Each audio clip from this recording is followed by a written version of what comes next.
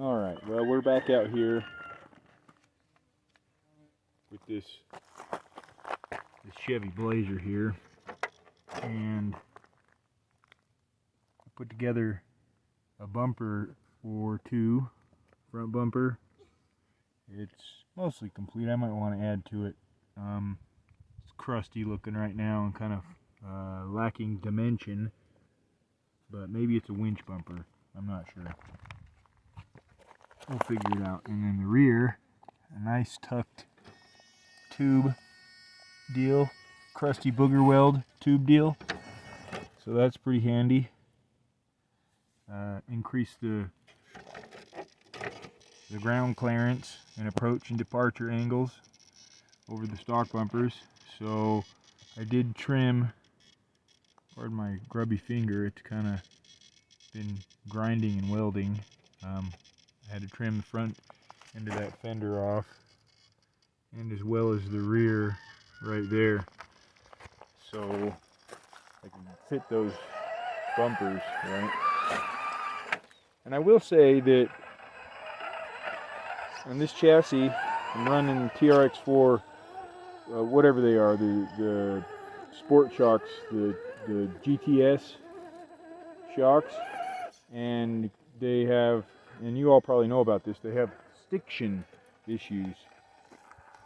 And that stiction issue is because on the bottom part of the shock where the seals live, the X-ring seals and the spacer, that spacer and those seals, when you tighten that lower cap on, create quite a bit of compression on those X-rings that squeeze against the shock shaft, and that's where the stiction exists, is in that shaft on those X-rings. So to resolve that, I'm in a predicament here. To resolve that, you can get a smaller spacer, a narrower spacer, or what I had done is on the inside of that shock cap, I'm going to have a hard time explaining this, but on the inside of that shock cap, you run like a 5mm drill bit to sort of put somewhat of a recessed area or a little beveled area on the inside of that cap where the X-ring rests, if that's making any sense. That allows a little bit less compression on the inside of that shock shaft, and that frees up all your stiction that you would experience. So that's how I got these shocks to move so freely, and you'll see here in a second what I'm talking about.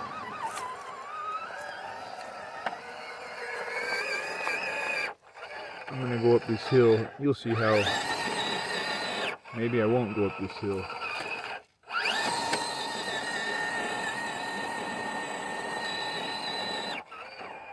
Yeah, maybe I won't. But you'll see how well the suspension moves now that you haven't got all that stiction happening in those shocks. And that is pretty important if you want to have a scale driving experience. So.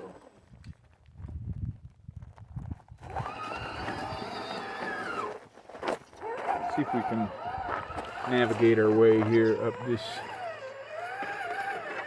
little climb.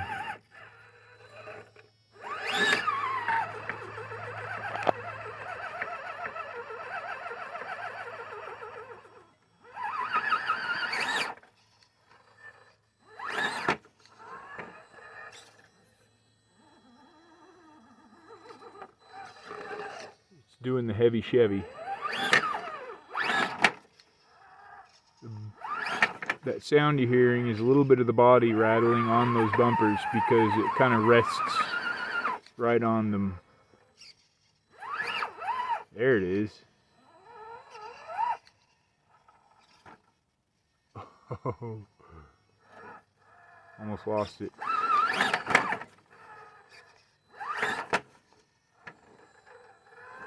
Alright, let's back out of there. Uh-oh, we tipped it on its side.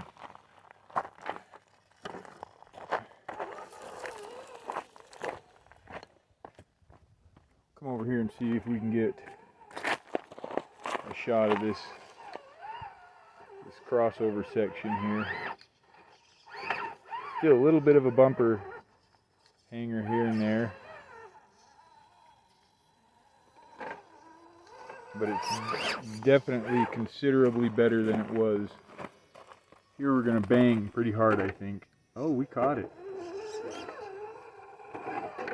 Nice.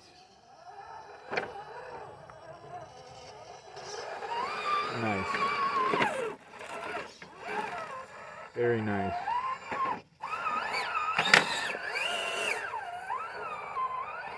I can't believe I just made that. That's a super slippery.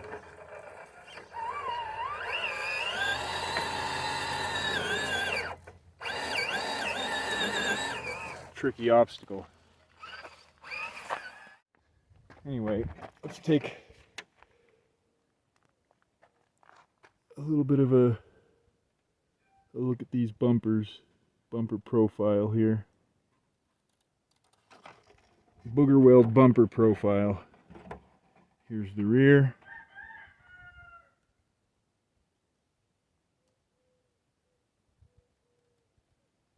Scrap steel booger weld.